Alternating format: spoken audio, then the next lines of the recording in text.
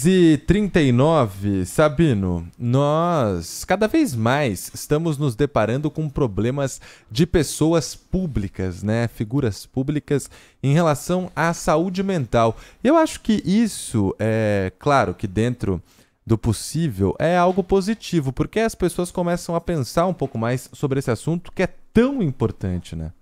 É verdade, a gente está no janeiro, né? A gente tem o Outubro Rosa, né? O Novembro Azul, e a gente agora tem o Janeiro Branco. É interessante essa ideia de definir cores e meses do ano para a gente tratar de um assunto específico de saúde.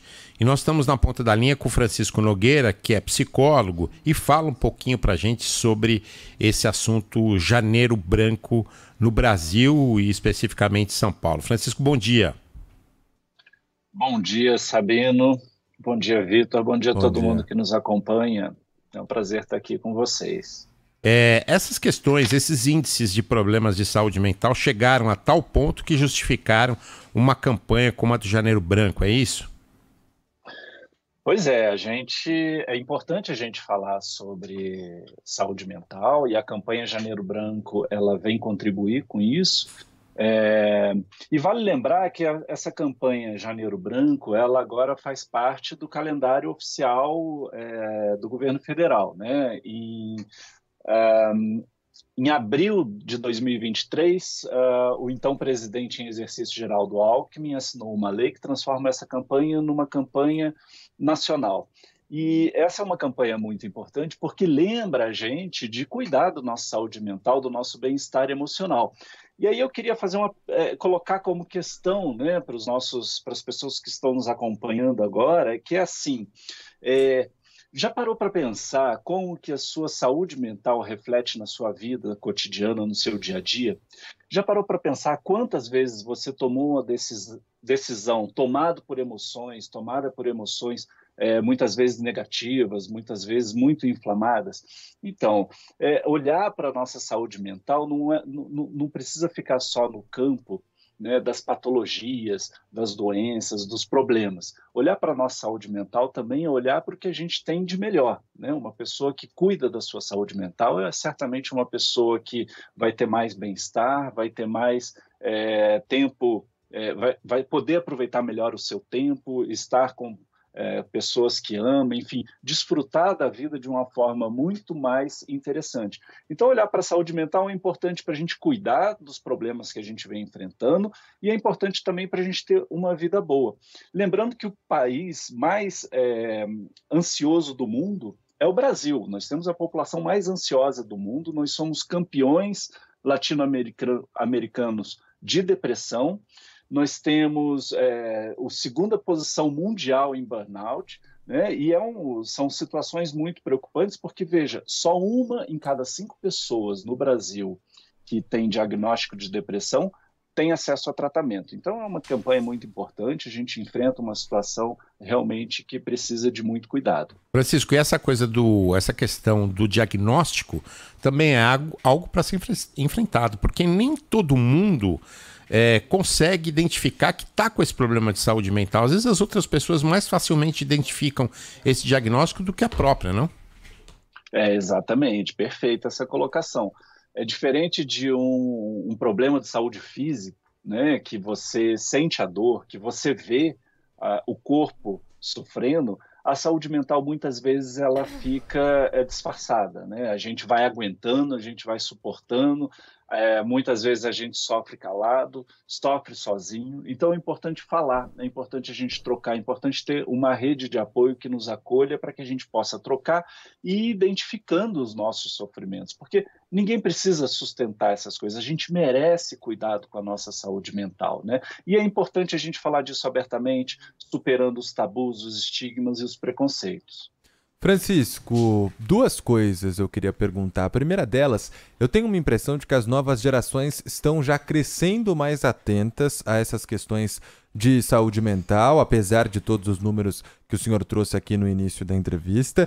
E também a pandemia. Qual o efeito que a pandemia teve na alta de número de casos diagnosticados e identificados? E aí, juntando as duas coisas, essa nova geração, na frente do vídeo, na frente do celular, durante a pandemia e depois dela, Isso não leva mais facilmente a doenças de fundo mental? A internet, né?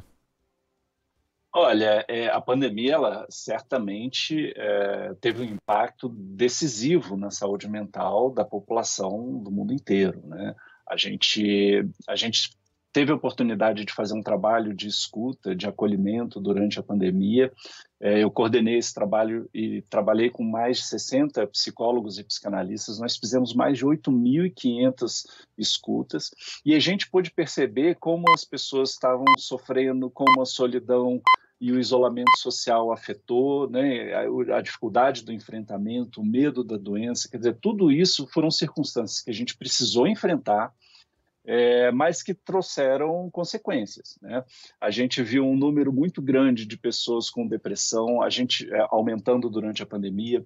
A gente viu pessoas que muitas vezes tinham questões já resolvidas de saúde mental, que voltaram a ter os sofrimentos, né, que já tinham sido cuidados, encaminhados, vamos dizer assim. Então, assim, foi uma situação muito difícil. A pandemia tem um potencial traumático nas pessoas, na população. A gente precisa continuar cuidando da saúde mental em decorrência das situações que a pandemia causou. E alia-se a isso, claro, essa situação dos jovens na pandemia, porque, veja, a situação dos jovens na pandemia não foi nada simples, né? Esse momento da vida em que você está descobrindo a sua sociabilização, a sua identidade, que você está indo para o encontro com o mundo, com as pessoas, começam a surgir as primeiras paqueras, namoros, e isso tudo ficou muito dificultado durante a pandemia. Então, isso gera uma carga maior e não teve muita escolha, né? Muitos jovens tiveram que recorrer aos eletrônicos. Agora, com relação à presença da tecnologia dos eletrônicos na vida dos jovens e como que isso afeta a saúde mental, existem estudos que indicam uma relação entre a popularização dos smartphones, quer dizer, essa internet fica na mão da gente o dia inteiro, e o aumento de problemas de saúde mental entre jovens, né? Então, a partir aí de 2008 para cá, a gente tem um crescimento muito grande de sofrimento psíquico na população mais jovem. Veja só que dado preocupante. A gente tem, nos últimos 20 anos, uma queda no número de suicídios no mundo. Isso é um dado muito bom. No entanto, quando a gente olha para a população mais jovem, a gente descobre que nessa população o número de suicídios aumentou, e aumentou bastante. Então, é uma situação que é muito preocupante, porque ver jovens, pessoas tão novas, sofrendo tanto, cometendo suicídio, significa que a nossa sociedade, de alguma forma, né, está falhando na educação, no acolhimento das pessoas mais jovens, e a tecnologia não está sendo bem cuidada, olhada pela sociedade em relação aos malefícios que ela causa. Inclusive, tem uma notícia recente agora, que uma rede social muito grande decidiu que vai ocultar certos conteúdos que possam ser perigosos para os jovens das redes sociais deles. Quer dizer, eles não vão ter mais acesso a certos conteúdos que podem disparar, podem servir de gatilho para alguns comportamentos que podem ser muito prejudiciais. Então, essa regulamentação e esse olhar para o cuidado e para a responsabilidade, chamar as redes sociais para responsabilidade é muito importante também. Francisco, eu tenho certeza que em algumas profissões específicas, os atletas de alto rendimento, por exemplo, a pressão é muito grande, e não é de hoje que os atletas têm problemas de saúde mental. Mas de uns 4 anos para cá, algumas grandes figuras começaram a se posicionar em relação a isso, inclusive com pausas na carreira, né? A Naomi Osaka, tenista, que é campeã do US Open, campeã do Australian Open, fez uma pausa na carreira, inclusive com um documentário falando sobre saúde mental. A Simone Biles, que tem 23 medalhas de ouro em campeonatos mundiais de ginástica, também fez isso, ficou de fora de uma Olimpíada. Qual a importância de que essas pessoas se posicionem para espalhar essa informação que é tão importante? São casos realmente bastante notáveis, né? A Simone Biles, uma super campeã, né? E ela faz aquela pausa no meio das Olimpíadas.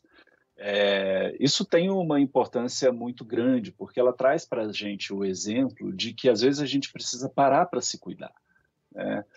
A gente precisa de descanso, a gente, né, enfim, é uma licença, é uma autorização, né, que vem de pessoas que são referência, né, que são de altíssima performance, e elas trazem um recado muito importante, que é o seguinte: mesmo pessoas de alta performance, profissionais de altíssima performance, precisam de pausa, né? A gente vive essa ilusão, às vezes, de que o cara que tem altíssima performance no trabalho dele, ele não para nunca.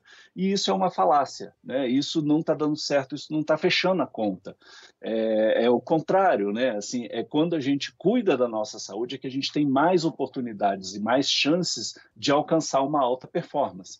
Então, esse é um pensamento que tem sido transformado graças ao exemplo dessas pessoas que são referência, e ao trabalho de muitas pessoas que também vêm tentando comunicar a importância da gente superar os estigmas, os tabus, os preconceitos, porque ainda hoje no nosso país, né, a gente tem muita gente que acha que cuidar de saúde mental é coisa de gente fraca, cuidar de saúde mental é coisa de gente que não aguenta, e isso é uma mentira, né? Tanto que pessoas, campeões olímpicos também precisam dessa pausa, também precisam se cuidar, e na medida em que a gente se cuida e que a gente pode respirar para poder voltar para o trabalho, a gente volta até melhor.